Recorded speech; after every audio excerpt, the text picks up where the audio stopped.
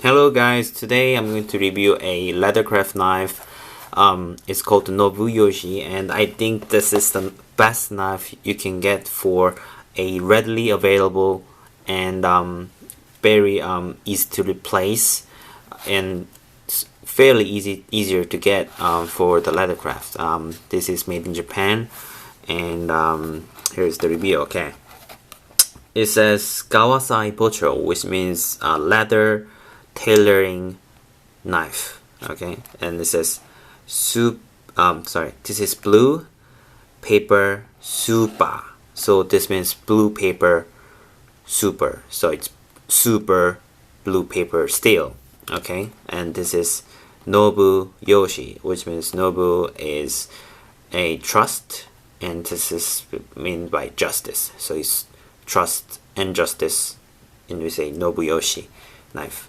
Okay, it comes in blue box, and let's open it. Okay, here's the knife.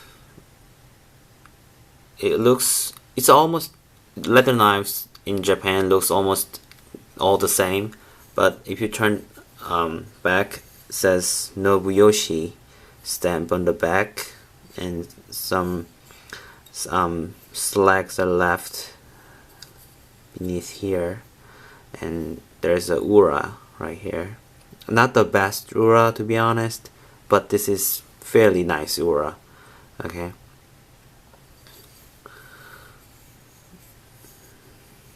these are made it's not made in Tokyo, it's made in it's made in Saitama in Japan. So okay, there's a factory in Saitama what makes NOBUYOSHI, and it's a steel, and it's not polished, or it's not that, you know, hand sharpened, but it's very sharp. I was surprised that it came factory sharp, because you don't really expect the sharpness when you buy leather items, except for some companies from the edgers. Here, it doesn't look sharp, do they? But watch this. Did you see that? Just cuts.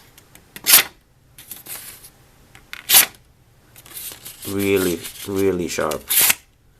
It comes razor sharp. I think I can cut leather just easy as this.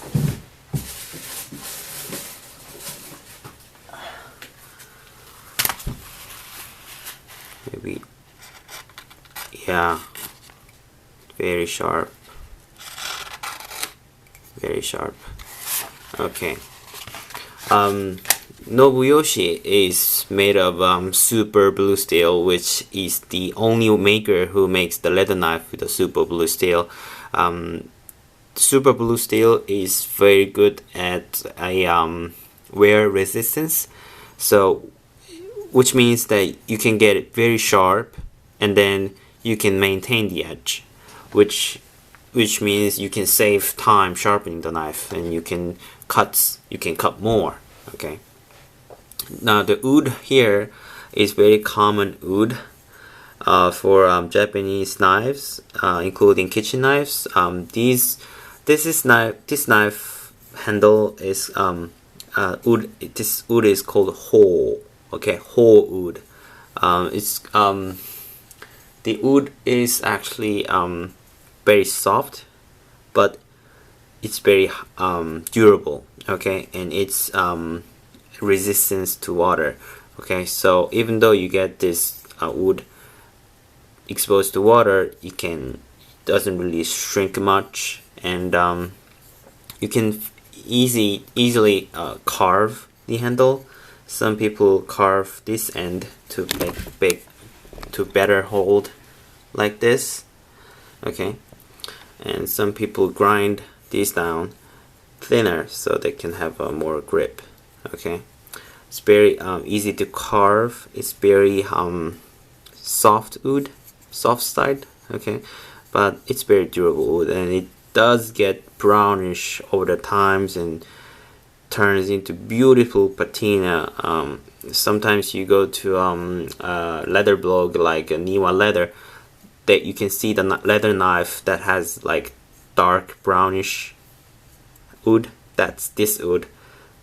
About 10 years later maybe, with the hand sweats and all the patina from grimes and oils from hands, and all the the stuff gets on the handle and it polishes very nice. Okay, it's soft wood, so it doesn't get crazy polish from the sanding. I just sand this from about till 1000 grade sandpaper. It doesn't really polish much, but from the hands, from the friction, it does get polish over the years, and it develops a great patina. So I like it. Okay, now here's do you see that this gap here and here? Yeah, these gaps between the blade and the wood. When you're buying this $70 US knife, you might say, well, this knife doesn't look like $70 US. Does look like $10 US from China. Yeah, you could say that. I mean, there isn't any pretty aspect on this. There are no brass. There are no like mirror polish or any other exotic wood on this. But yeah, but this is your $70 US are on this blade. Okay. It's a super blue steel, and the super blue steel is known very hard to heat treat. Okay. Hitachi in Japan, Hitachi company, metal company, makes the super blue steel, and not all the makers are doing the super blue steel because it's hard to make. Okay, you can get the super blue steel somehow, but it's hard to heat treat. Okay, sometimes it's too brittle, sometimes it's too soft. Okay, but this company is making this leather knife Nobuyoshi since the first the super blue steel came out. Okay, as the super blue steel came out, they started using this knife. Okay, so it's they're perfecting the techniques and heat treatings and all that. So this is it's very good knife. Okay, so what was I saying? Oh, so okay, so your $70 US does mean, okay, you can't really make this knife with a super blue steel, even though you get one, because it's hard to heat treat, and it's very hard to get some individuals get a the Hitachi Yasuki steels, because they don't really sell to individuals, I think. And yeah, Japanese people thought the handle was a replacement, so you can hit this with a mallet and you can take the handle off. Okay, then you there's okay, I'll show you an examples here. This is the blade only from the other company, and yeah, it does look like this. It's a kind of a red tail. This is not Nobuyoshi. This is a different company. This is made of blue steel. Yeah. Also, yeah, 36 millimeter. Yeah. So, I was talking about the gaps here. So you might find these gaps on every Japanese knife. These are not imperfection. These are not the poor manufacturer quality. These are just making leather knife replaceable by the user. Okay, because you want it. When some leather workers sharpen this knife after they take off the handle. Okay, it's easy to get it off, and the handle holds the blade very hard, so it's in the both of the world. Okay, so that's why there's some gap, so you can easily take out and easily put it back in again. Okay, you can sharpen the knife with the wood handle on, and you can sharpen the knife with the handle off. You can choose either way. Okay, so fit and finish, I agree that it's not that great, even though it's made in Japan. Yeah, I know. And I'm not sure you can probably notice, but the thickness of the blade here and here is not the same. Okay, I measured it with calipers, and this here it's about 2.3 millimeter thick, and this point here is about 1.8 millimeter thick, so it's 0.5 millimeter difference. Okay, they tapered the this part to make this part thin, so they can slice the leather beautifully. Okay, the thinner the blade, it goes like the leather nothing. Okay, that's about it. Yeah. Oh, I should mention this. You see that brass ring? It's kind of a ring. Put it into the brass. This brass ring prevents the wood, inside wood, cracking when the blade inserted. Okay, blade is inserted, because this is soft wood, so if you put this handle forcefully, you might crack the handle. So they reinforced this hole with the brass ring, so that you can hold the blade much stronger, because you have ring here and there's a wood, so that it doesn't get expand easily, so it's more like tight here. Okay, it's not different wood, it's the same wood, they just press the brass ring inside. It's like here, and you drill a hole and you just put a brass ring here, so that you can have a more like dense spot instantly. It's very clever, I think. Yeah, it's very clever design. Yeah, Nobuyoshi. This is 36 millimeters model. There are some narrower ones to 24 millimeter wide. So when you're choosing the knife, traditionally Japanese craftsmen choose two types. Okay, 36 millimeters like this one, and 24 millimeters which is narrower one.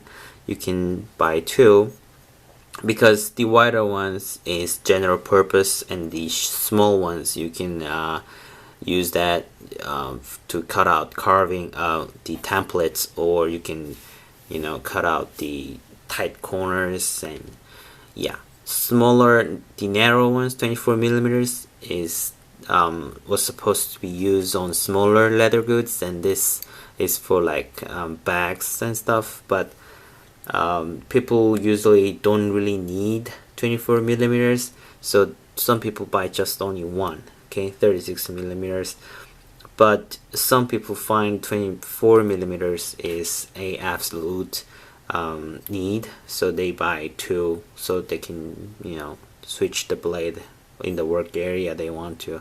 There is also 30 millimeter between 24 and 36. There's a 30 millimeter width one, which should combine the two, so meets in the middle. Yeah, you can buy that one you want. It just depends on people. Okay, some people like it, some people don't like it, so you never know until you use it. So if you were just going to try the Japanese leather knife, or Japan, you can call it Japanese skiver, but I call it Japanese leather knife because it doesn't really skive. It does also cut the leather. It's the first purpose of it. And then yeah, okay. And then what was I saying? Oh yeah, when you trying to try Japanese leather knife, you go with a 36mm, and you can try, and yeah, that's it. Yeah, many craftsmen use 36mm as a standard model, so they try. When new model came out, they buy 36mm because it's a standard model for a Japanese craft knife. I don't know why there are like 36mm is it's the standard. Like it could be 37 or 38. I don't know why, but 36mm is standard. But there are some variants. There are some variants from company to company. There are some manufacturers who makes Japanese leather knife as 38mm and 37. It doesn't really matter, okay? 36mm to 38mm does look as same, okay? So don't, just think too hard. Don't think too hard between why is it 2mm wider, okay? They're just standard issue. Standard model, okay? Toyokuni knife is 38mm, yeah, which is 1.5 inch wide, okay? That's about it, yeah. Oh, by the way, this one I got is short handled version, okay? There are some model with this much length, okay? I didn't cut the handle. This is I chose from the retailer.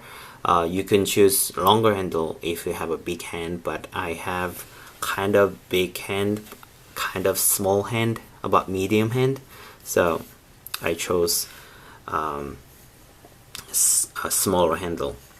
Okay, I don't have ruler at the moment, so I cannot tell you how long it is. Sorry guys, but usually when you're holding leather knife, you go like this, okay? So please measure your hand, and I'll do the update video about how long the handle is. But you grab the leather knife like this, or like this. Some people go like this, okay? So this is the maximum. Should I maximum? No, at least it should like this, okay? This is the grip they use, okay? Alright, okay, that's about it, guys. Oh, I talked about like 20 minutes on a single leather knife. Sorry guys if it was too long. You might please tell me on the comments, and yeah, don't forget to subscribe and thumbs up button here if you want to support me, okay? Yeah, that's about it guys. Thank you. Bye bye. See you next time.